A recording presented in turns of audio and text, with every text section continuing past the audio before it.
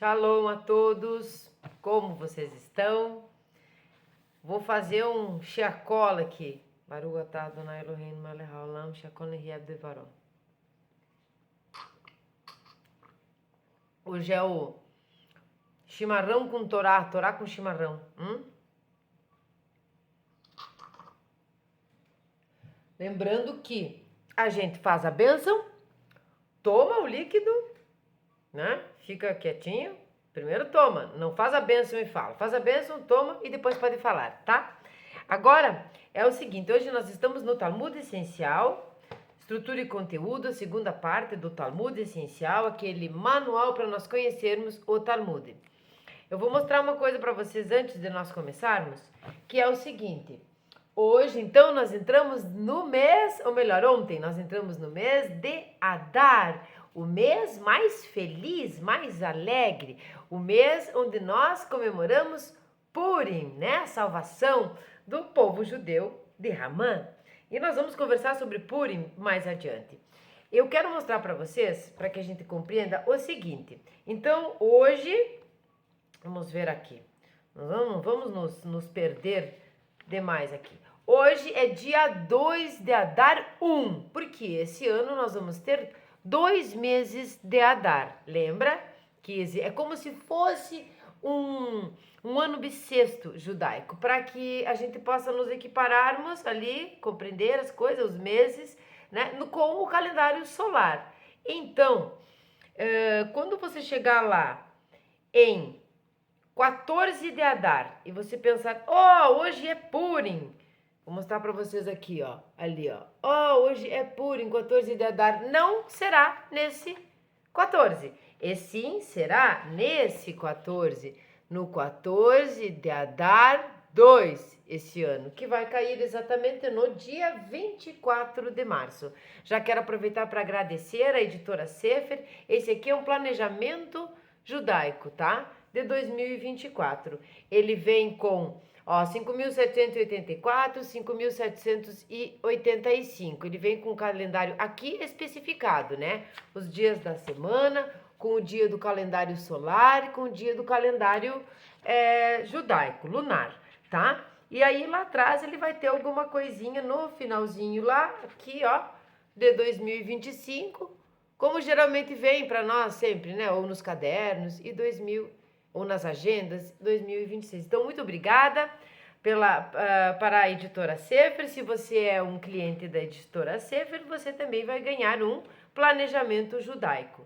E a gente é muito importante para nós, Bnei Noach, porque nós ficamos lidando com as duas datas, né? Com a data do calendário gregoriano, com a data do calendário judaico. Lembrando, então, para nós não perdermos nem as festas, as festividades, os jejuns, as datas não só comemorativas, mas importantes, né, singulares no judaísmo, nós precisamos ter esse calendário judaico. Você também encontra na internet no rabad.org.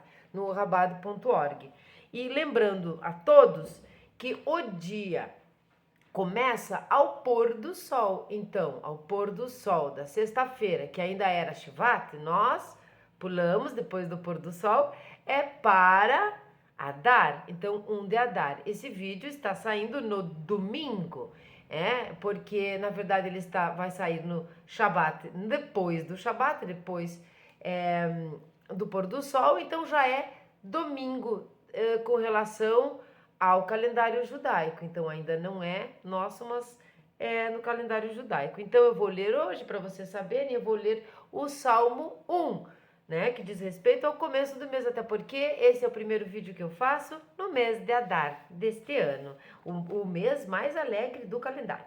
Lembre-se disso, nós vamos falar muito de Purim, viu? Então vamos lá. Outra coisa aqui, que tem, vamos fazer propaganda para a editora Sefer, que já é maravilhosa, muito parceira. Aqui nós temos o acendimento das velas, nós temos o horário que termina o dia, nós temos, ele é bem compacto, né? Mas bem prático, tem a data das festas, dos jejuns e também das parashiot, quando termina uma parashiot e tal. Agora nós terminamos Mishpatim. E como vocês viram no short, Mishpatim é uma parashá cheia de leis. E não por coincidência, nós estamos justamente, claro que dentro da lei civil no Talmud, nós vimos muitas leis que estão em Mishpatim, mas agora nós estamos falando de lei criminal e nós estamos estudando a Parashá, nós conseguimos fazer as duas coisas ao mesmo tempo, ter uma visão bem geral, ao mesmo tempo um pouquinho mais profunda, também fazendo o estudo do Talmud. E nesse momento vou tentar trazer para a nossa vida de hoje. Eu estou obsoleta no direito, né? Mas aquilo que a gente souber, nós vamos trazendo o que ficou. Por que eu estou dizendo isso? Porque no Ocidente, pouquíssimos países não se utilizaram, tá? Da Torá mesmo, da Torá, do Talmud, das leis, né? Quantos de vocês já escutaram olho por olho, dente por dente, esse tipo de coisa. Então, toda a lei que está lá, a lei divina da Torá, e depois toda a organização, né, feita pelos sábios do Talmud, né, Mishnah, Gemara, chegando no Talmud, nós conseguimos enxergar da onde veio os nossos códigos mesmo, civil e penal, tá? E da maioria, realmente a maioria avassaladora dos países. Bom, antes de começar, para não ser chata, e já sendo bem chata, se vocês estão gostando do conteúdo, se vocês acham que o canal, o conteúdo, esqueça uma pessoa que está aqui, o conteúdo merece, dê o seu joinha, se inscreva no canal, comente, curta, né? O joinha é o curta.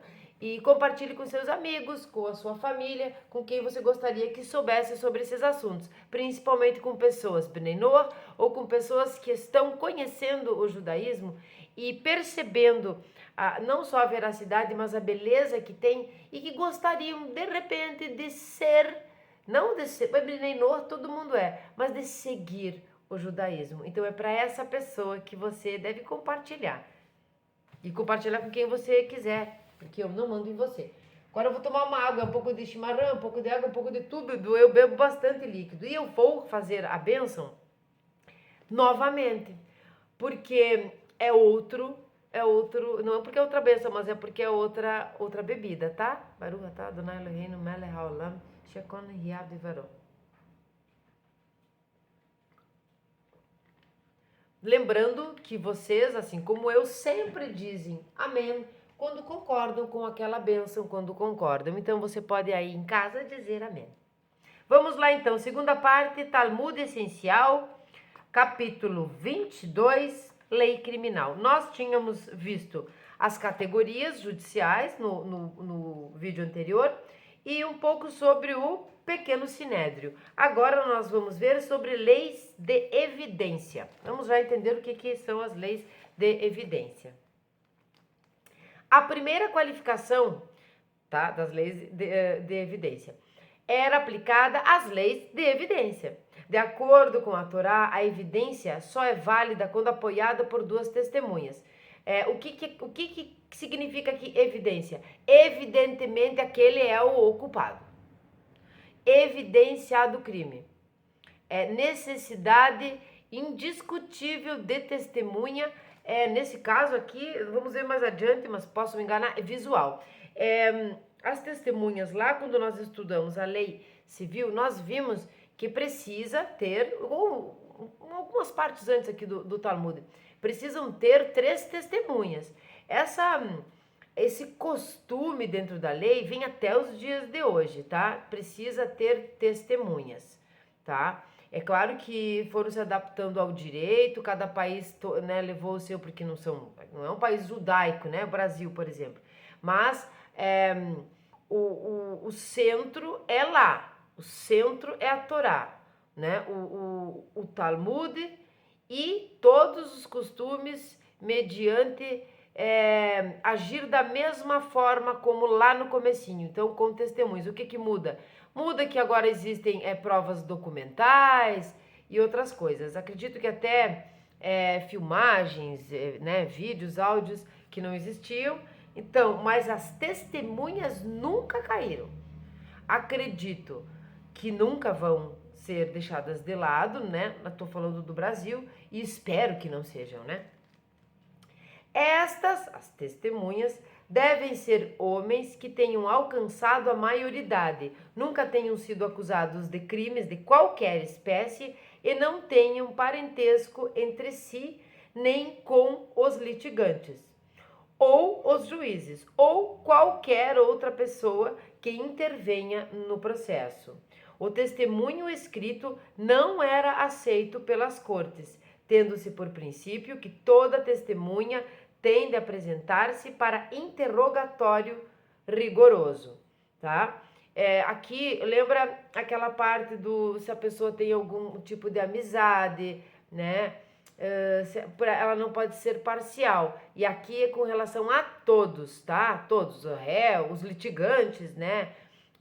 O acusado, o acusador, o juiz, todos da corte. Ele não pode ter. No caso aqui do Talmud, não pode nem ter sido acusado nunca de coisa nenhuma. Isso é diferente hoje, tá? A pessoa pode ter algum processo, ter passado por algum processo, sei lá, ou ser absolvido, isso não, antecedentes, isso não é exatamente o importante hoje aqui no Brasil, mas lá era, tá? Nas ações monetárias civis, que é onde o Talmud mais trata, eram citados vários documentos e dizia-se que testemunhas que tenham assinado um documento são consideradas como tendo uma prova aceita por um tribunal, mas isso não se aplicava à lei criminal. É diferente, né, gente? Se nós formos parar para pensar, a gravidade é que nós estamos tratando com vida. Então, geralmente, ou é um assassinato, ou é um roubo com violência, enfim. Então, não adianta documentinho, tem que ter testemunha, precisa de evidência. As restrições aplicavam-se mais aos tipos de testemunho aceitáveis na corte do que às próprias testemunhas. Estas tinham de enfrentar exame e interrogatório rigoroso. E se surgiam contradições significativas nas palavras de uma testemunha ou entre vários testemunhos, o testemunho era rejeitado em bloco. Veja bem, evidência. Se enrolou na hora de testemunhar, não fechou muito com o outro testemunho, já era rejeitado. Em certos casos, o exame era tão inquisidor que as testemunhas só podiam sustentá-lo, tá? Né? Os exames, o interrogatório, caso se ativessem estritamente aos fatos e admitissem ter esquecido certos pormenores. Outra qualificação importante relacionava-se com a aceitabilidade da confissão do acusado. Vamos ver isso. Aqui no Brasil, eu acredito que em vários lugares, o nome diz réu confesso, tá? Aquele que confessa o seu crime. Se num caso civil, o réu admite a acusação, não há necessidade de maior esclarecimento civil, tá? E a sentença é proferida em acordo. A base para esse procedimento não é admitir que o réu esteja dizendo a verdade, mas a crença de que todo homem tem o direito de dar de presente seu dinheiro. Mas nós estamos lá na lei civil, né? Lembra? Perdas e danos, pagar com uma res, que chamam aqui, é uma res, né, de ovelha, acho que era cabrito, ovelha, seja lá, uma e mais uma, né, se tinha roubado, uma e mais, perdas e danos, você paga o que furtou ou o que, sei lá, foi pro teu campo e morreu lá, alguma coisa assim, mais um, né? Lembram disso, né? Logo, se ele decide declarar que a acusação contra ele é justa, não cabe à corte procurar novos fatos. Meio óbvio, né? Isso civil. E isso não ocorre em casos de lei criminal. Ó, aqui, antes de eu continuar lendo, eu vou dar um adendo, porque eu acho que ele não fala disso aqui, mas vamos entender o seguinte, meio novelesco isso, mas existe uma dúvida, às vezes, do réu confesso no crime, por exemplo, de um assassinato, porque não é muito de praxe o ser humano dizer sim, eu fui lá e matei. Então, quando ele diz sim, eu fui lá e matei, precisamos levantar a possibilidade dele estar sendo coagido. Então é diferente, não basta. Agora um roubo, um furto, uma coisa que aconteceu ali no terreno, aquelas coisas bens civis ali, sim, você pode dizer sim, fui eu e eu vou pagar e tal. É mais difícil alguém coagir você sobre isso, mas um assassinato é comum, na verdade, né? Aqui nesta época de que nós estamos falando. E hoje em dia, algumas coisas que a gente vê por aí, casal matou o amante não sei de quem, de não sei de quem. Aí combinam antes que vai botar culpa na mulher, mas não. Sabe? Uma coisa horrorosa. O que a Allahá admite basicamente é que um homem não pertence exclusivamente a si mesmo. Isso é forte. Assim como ele não tem o direito de causar dano físico a outrem, não tem o direito de ferir-se a si mesmo. E aqui a gente vê a grandiosidade do judaísmo até os dias de hoje, onde a vida está em primeiro lugar.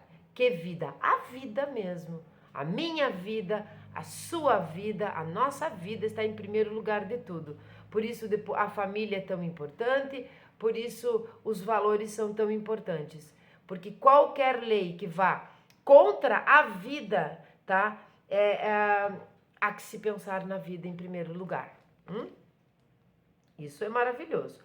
Eis porque foi determinado que a confissão do réu não tem validez legal e não deveria ser tomada em consideração. Essa regra, que tem sua própria substanciação formal, servia durante séculos aos tribunais como poderosa arma contra tentativas de arrancar confissões pela força ou persuasão. Evitar isso, né? Nós estamos numa época aqui, claro que aqui já não tinha reis, mas ela é um produto de uma época, né, anterior, muito cheia de sim, você vai falar, né? Ou torturas, ou sei lá o que, em todos os ambientes, poderia dizer monárquicos, nem sei. Mas então, aqui, os sábios do Talmud já estavam preocupados com o dinamismo do direito e não fazer com que uma confissão, uma tortura, quero dizer, não uma confissão, uma tortura, uma persuasão, né, uma coação fizesse com que a pessoa assumisse algo que não tinha sido feito por ela. Não somente ninguém é obrigado a incriminar-se por seu próprio testemunho, mas a autoincriminação não tem significado e é inaceitável como prova no tribunal. Eu vou lá e digo sim, fui eu que matei. No tribunal aqui, talmúdico, né? Na época do Talmud. Matou? Tá bom. Agora nós vamos atrás das testemunhas, agora nós vamos fazer, porque não faz diferença nenhuma o que você está dizendo. Nós temos que ter certeza em absoluto. Isso é bem interessante, isso é bem importante, né? Eu considero, gostei, gosto disso, tá? Não é exatamente assim agora, nem no Brasil, mas é levantado não só o inquérito, como todo o processo legal, mesmo que a pessoa seja reconfessa. Você quer ficar presa lá, não sei, enquanto isso rola, mas não é simplesmente a palavra dela também. Não é tão determinante quanto era no Talmud, mas ainda existe. Vamos ver se a pessoa não foi coagida, se a pessoa não está sob algum efeito de pressão mesmo, tá? Depressão, não de depressão, tá? O estudo da esfera da lei criminal aprofunda nosso entendimento do forte anseio de chegar à verdade absoluta que inspira todo o exame talmúdico, tá? Em primeiro lugar, as cortes não aceitam prova circunstancial, ainda que seja impraticável outra interpretação dos fatos. Um exemplo extremo dessa atitude cautelosa é citado pelo próprio Talmud, quando diz que se uma testemunha vê olha que interessante, uma testemunha vê um homem de espada em punho perseguir alguém, entrando ambos num edifício, após o que o perseguidor sai sozinho, com uma arma ensanguentada, e o outro é achado morto, o perseguidor não pode ser condenado com base neste testemunho. Quer dizer, ele pode ser acusado, mas ele não pode ser condenado. Porque onde estão as testemunhas? Você viu ele matando a outra pessoa? Nossa, fica muito óbvio que foi ele que matou. Fica óbvio mesmo? Ou ele entrou com uma espada, a espada que ele saiu é outra, ele viu o homem morto, alguém matou o homem e estava lá dentro, ele saiu com a espada ensanguentada, buscar ajuda? Como você vai ter certeza absoluta? Isso é admirável, né? As testemunhas só podem atestar o que realmente viram. Então, você que está lá fora vendo um entrar e sair, você não é uma testemunha aceitável, tá? Com seus próprios olhos, e nem conjecturas, teorias ou o que se ouvia dizer serão aceitos pelo tribunal. Depoimento concernente a um crime só é válido quando a testemunha viu, de fato, o crime acontecer.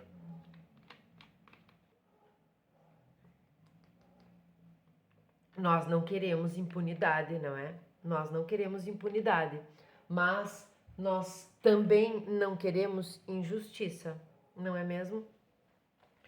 Então, essa aqui foi as leis de evidência. Agora nós vamos entrar aqui em dolo premeditado. E é o dolo premeditado que nós vamos ver no dia de hoje.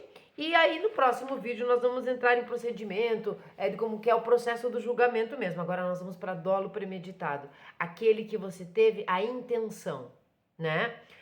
Isso é igual lá como é igual aqui. Então nós temos a intenção daquele crime, tá? E nós premeditamos isso, tá?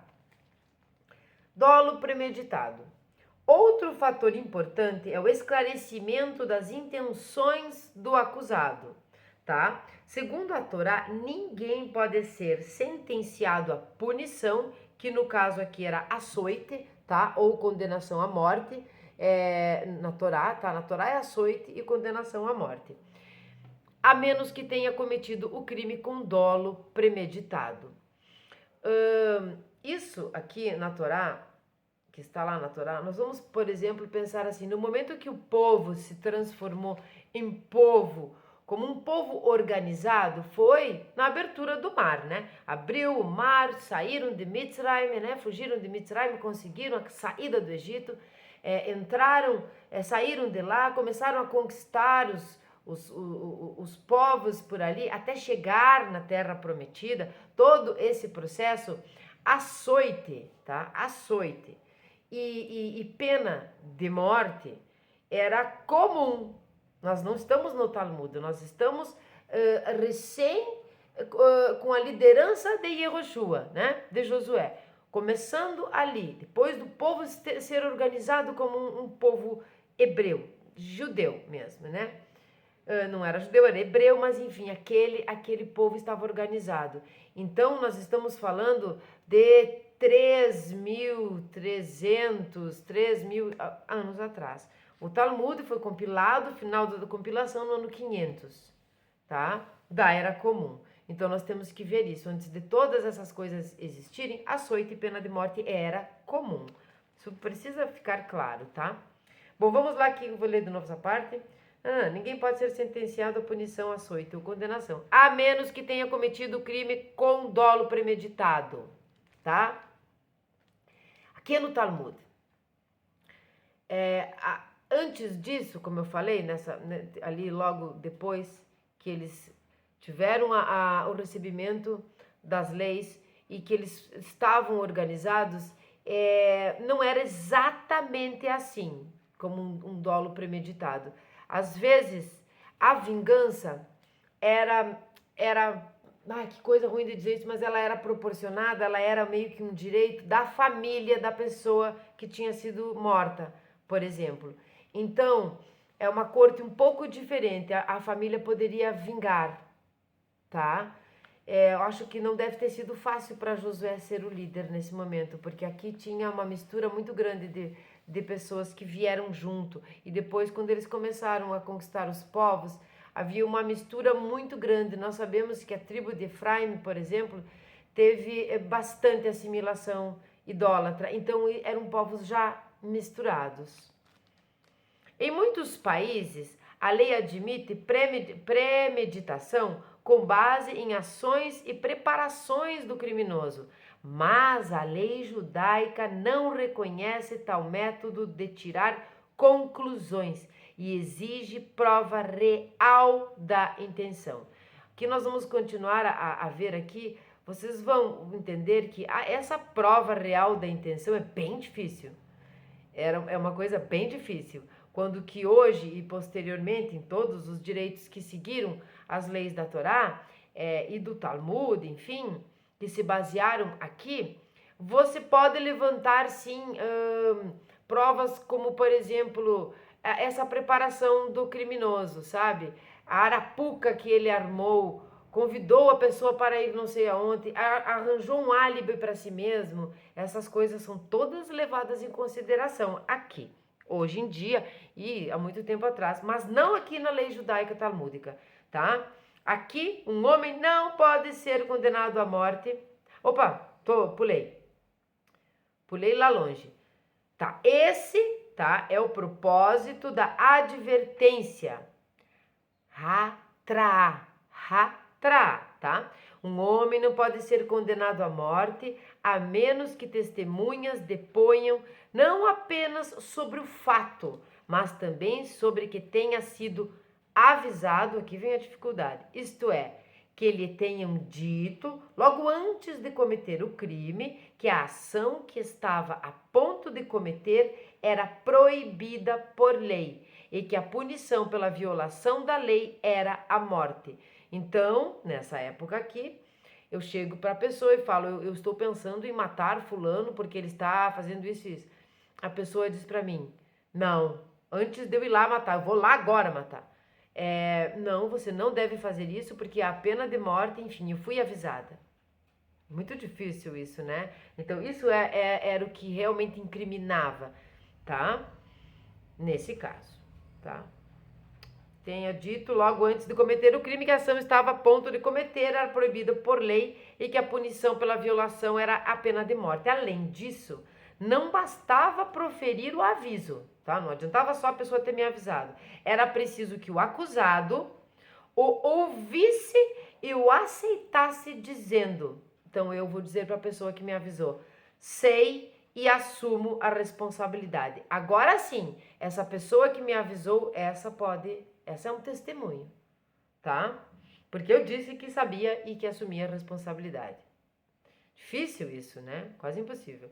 Sem esses elementos não se podia provar dolo e, consequentemente, punir o criminoso. Eu não sei dizer para vocês, né? Talvez tivesse que ler os tratados inteiros do Talmud, se aqui seria para a pena de morte, mas eu acredito que o açoite rola, sabe? Como a gente tem aqui, não existia pena de prisão, né? De cárcere, né? Aqui. Então, é como a quantidade de anos, né? Na cadeia, né? Você ser preso porque matou alguém e a pena ser menor porque não teve o dolo, enfim. Eu acredito que seja parecido com isso. Então, aqui não tem a pena de morte, porque não teve todo esse processo de me avisarem, eu dizer que sabia, fui lá, vou matar igual, mas existe o açoite. E fiquem à vontade para comentar ou para corrigir, se caso não seja assim. Não é? Outro fator que ajudava a inclinar a balança a favor do acusado, lembre-se que eles sempre se dedicaram muito, prestaram muito atenção para que o acusado fosse punido se realmente fosse culpado. Então, o acusado é sempre muito inocente, né? E aqui, como já falamos várias vezes, todos somos inocentes até que provem o contrário. Então, outro fator que ajudava a inclinar a balança a favor do acusado era a política dos tribunais de ficarem o mais possível ao seu lado, ao lado, né, do acusado. Eis porque o réu só poderia ser considerado culpado, olha só, por uma maioria de 3, tá? 13 contra 10, tá? No júri, vamos dizer assim. Enquanto uma maioria de 1 bastava para inocentá-lo. Quer dizer, 13 contra 10. Então, 3 pessoas, tá? poderia ser considerado culpado. Agora, um só bastava para ele ser inocentado. Tá? Eles faziam de tudo para que fosse inocentado. Igualmente, era absolvido se a corte não podia chegar a uma decisão. Não conseguiram se entender, absolve. Né? Ademais, qualquer pessoa tinha o direito de pleitear a favor do réu na corte, tá? Qualquer pessoa. Mas só os membros da corte podiam falar contra ele. Quer dizer, para ir lá e falar a favor do réu na corte, qualquer um podia ir. Eu podia ir lá defender qualquer pessoa, mas eu não posso acusar só os membros da corte. Um juiz que expressasse uma opinião favorável ao acusado era proibido de mudar seu parecer. Já foi dado parecer favorável, agora não pode mudar mais. Enquanto que a recíproca era sempre permitida. Quer dizer, ele teve um parecer desfavorável, ele podia mudar o parecer. Naturalmente, era difícil encontrar um caso que preenchesse todos os requisitos conformes a todas essas condições e restrições. Dizia-se, não sem motivo, que um tribunal que proferisse uma sentença de morte a cada 70 anos seria conhecido como uma corte mortífera. Lembram que eu falei em algum momento aí dessa vida, aí desses vídeos, que foram muito poucas as penas de morte, mas nós não estamos falando dessa época da saída ali do Egito até se formar, até nós chegarmos aqui, ó, Mishnah, Gemara e Talmud, tá? É nesse momento aqui, com os tribunais, tá? Formados, né? Formados não instituídos, aqui é muito depois do Segundo Templo, enfim, tá? Agora aqui eu quero lembrar a vocês, como diz aqui, ó, 13 contra 10, eu quero uma curiosidade, quem não sabe, aqui no Brasil são escolhidos, são chamados 25 pessoas, 25 jurados. Desses 25 para um júri, tá? Um júri criminal, que só tem júri no crime.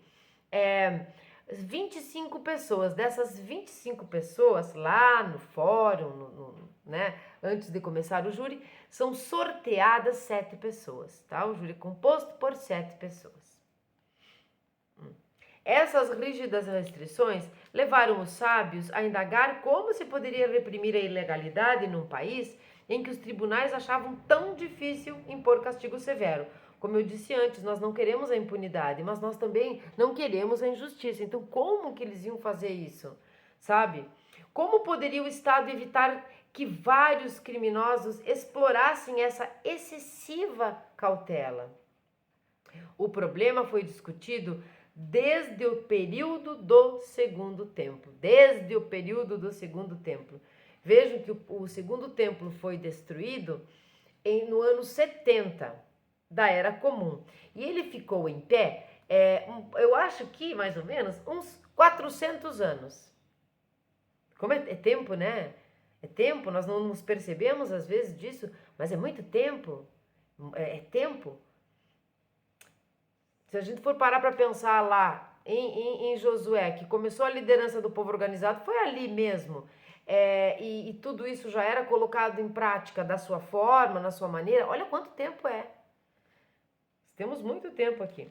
E encontraram-se 2 soluções práticas. Eles encontraram. Uma se baseava nos poderes da monarquia.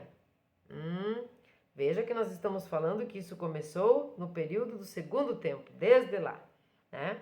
De acordo com a Alahá, o rei podia instalar seus próprios tribunais especiais, cuja tarefa principal era manter a ordem pública, tá? E não eram tolhidos pelas diversas restrições sobre testemunho que guiavam os atos dos tribunais regulares. Por lhes serem concedidos maiores poderes, essas cortes asseguravam que não se cometessem atos criminosos contra cidadãos e que, se praticados, fossem adequadamente punidos. Mas existia um método adicional baseado no fato de que os tribunais judaicos não são cortes legais no sentido limitado da palavra. Até certo ponto, o Bedim, lembram? Bedim é o Tribunal de Justiça. Aprendemos isso bem no comecinho do Talmud. Bedim. Bet Din, tá? Tribunal de Justiça. É a instituição que assegura que os negócios do Estado ou da cidade ou região sob sua jurisdição se processem normalmente. Então, ele não é menos importante, mas ele é um tribunal de justiça que vai lidar com os assuntos ali, da região, da parte da sua jurisdição, tá? Assim sendo, é parecido com hoje em dia, tá? É parecido o sentido de jurisdição ou de competência, tá? Os próprios tribunais davam certos passos iniciais quando convencidos de que estavam em perigo a ordem pública, a lei religiosa ou a moral. Lembram também que a religião, né, e os costumes, onde vai dizer respeito à moral, os bons costumes, a ética, andavam juntas, tá? Andavam juntas com a lei, tá? E com a ordem pública. Quando o Bet Din se reunia mais como instituição administrativa do que como corte judiciária, exercia autoridade extremamente ampla naquela jurisdição. Tinha poderes não apenas para impor várias multas monetárias, mas também proferir pesadas sentenças de prisão, até perpétua. No Código Mosaico Básico não existe o castigo de detenção em cárcere. Aqui que eu quero explicar que eu disse que não tinha cárcere, é nesse sentido. Veja bem, no Código Mosaico Básico não existe o castigo de detenção ou cárcere. Mas na época dos reis, e um pouco antes, e aí um pouco depois, isso era muito comum. Masmorra, deixar sem comer, presos, né? Presos. Havia isso, o cárcere. Ou açoites, tá? Se achasse justo. Esta última pena dos açoites, conhecida como Makot Mardut, castigo de rebelião, vou ler de novo, Makot Mardut, tá? Castigo de rebelião, era aplicada aos que se rebelavam contra ou ofendiam a Torá. Veja que como tudo era muito unido. Isso aqui nessa época Talmud, que muito antes, tá? Desrespeitar a Torá, coisas a ver com a religião eram consideradas crimes, tá? De acordo, não, até que eu tô, já pulei errado aqui. O tribunal também estava autorizado a impor a mais pesada das penas, que é a sentença de morte. O Bet Din considerava, portanto, certos problemas não apenas à luz da culpa do acusado de acordo com a lei, mas às vezes com base em que se devia aplicar-lhe o preceito, as pinhas, e extirparás o mal de teu meio. Então, realmente é cortar o mal pela raiz, não era só pela acusação, mas existe todo um processo de entendimento de que extirpar o mal do meio. Assim como existe na Torá, aquelas palavras de Hashem com respeito a acabar, terminar com o povo de Amaleque, que significa o mal, né? De uma maneira esotérica, ele significa o mal. Tirar, extirpar da face da terra, Hashem disse. De acordo com esses poderes, os tribunais às vezes proferiam sentenças pesadas, aqui tem entre parênteses, não nos termos da Torá e não para transgredir a Torá, não determinadas pelo Código Geral da Lei, mas segundo a circunstância. Tais poderes foram exercidos não somente enquanto existiu o Sinédrio, mas também depois, ao que parece até o século XIV na Espanha. Olha o pulo, né? Até o século XIV na Espanha. O tribunal também podia usar a arma do herem, excomunhão. Aqui e bem anteriormente. Isso é uma coisa que foi trazida até o Talmud. Então, poderia-se excomungar a pessoa em vários graus, a partir do nidui, que é relativamente brando, e chegando até a excomunhão plena, que foi usada até os tempos modernos. Vamos entender, a excomunhão é essa plena, é retirar a pessoa transgressora da comunidade religiosa. E dentro, vamos falar bem de judaísmo mesmo, dentro da comunidade judaica, isso não é uma afronta à palavra, isso é uma pena, é quase uma pena de morte. Você ser excomungado da sua comunidade, do seu lugar religioso, não poder mais participar, não vai em sinagoga, não participa de coisa nenhuma. Você já tem a pena mais branda, que é não participar das coisas ali da comunidade em geral, da comunidade civil, mas também ser excomungado, não participar de nada que diz respeito à religião, sendo que a religião, ela, dentro do judaísmo, a religião é uma filosofia de vida, é a maneira como se comportam, como fazem as coisas, como interpretam tudo, como vivem, né? Era uma pena muito forte, né? Não é mesmo? Bom, então é o seguinte, este foi o vídeo sobre o dolo premeditado, leis de evidência, do capítulo 22 do Talmud Essencial, do Rabino Adin Staunsaltz, tá? Sobre lei criminal. Eu não vou adiante porque, como eu disse, como eu falei no short, quem assistiu viu, que às vezes é um pouco chatinha e nós não queremos nos cansar, mas nós queremos aprender sim, porque nós estamos aqui para estudar o judaísmo de uma maneira simples, geral, mas não tão simples o suficiente de nós não entendermos as coisas e não profundo o suficiente de nós não entendermos as coisas porque são muito profundas, porque são nível rabino.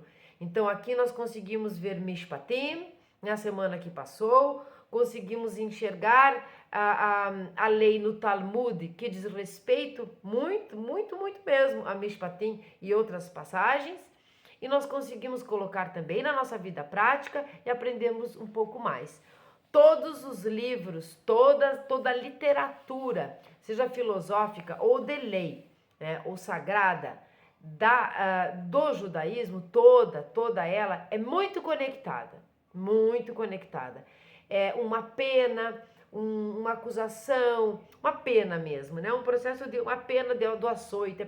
Todos eles têm um porquê muito elaborado.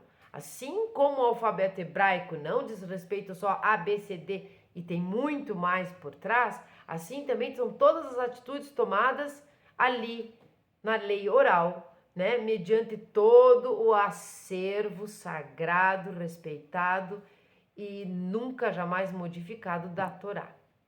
Então, vamos ler agora o Salmo 1, porque nós começamos o mês de Adar, eu resolvi começar do 1, e assim como nós começa o mês, a gente vai lá, tem no canal a playlist dos Salmos do dia, né, com relação ao dia do mês, independente de que mês seja, e vamos fazendo isso, vamos fazer todas as coisas que nós podemos fazer como Bnei Noach e muito mais. Nós só não vamos fazer o que nós não podemos, o que nós não devemos fazer, o que nós podemos, nós vamos.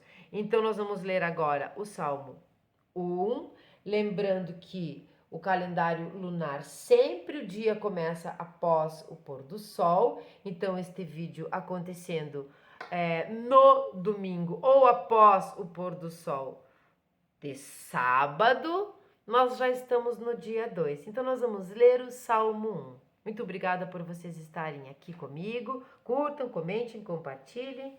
E se tiveram alguma dúvida, porque é lei e fica um pouco confuso e vocês têm vontade de entender mais profundamente, faça a sua pergunta aqui. Se eu não souber responder, eu vou em busca do Rabinão, tá? Para responder para vocês. Livro 1, Salmo 1. Bem-aventurado o homem que não segue os conselhos dos ímpios, não trilha o caminho dos pecadores e nem participa da reunião dos insolentes, mas, ao contrário, se volta para a Torá de Hashem, dia e noite a estuda. Ele será como a árvore plantada junto ao ribeiro, que produz seu fruto na estação apropriada e cujas folhagens nunca secam. Assim também florescerá tudo que fizer. Quanto aos ímpios, são como o feno que o vento espalha, nem eles prevalecerão em julgamentos, nem os pecadores na assembleia dos justos, pois o Eterno favorece o caminho dos justos, enquanto o dos ímpios os conduz à sua ruína. Shalom a todos.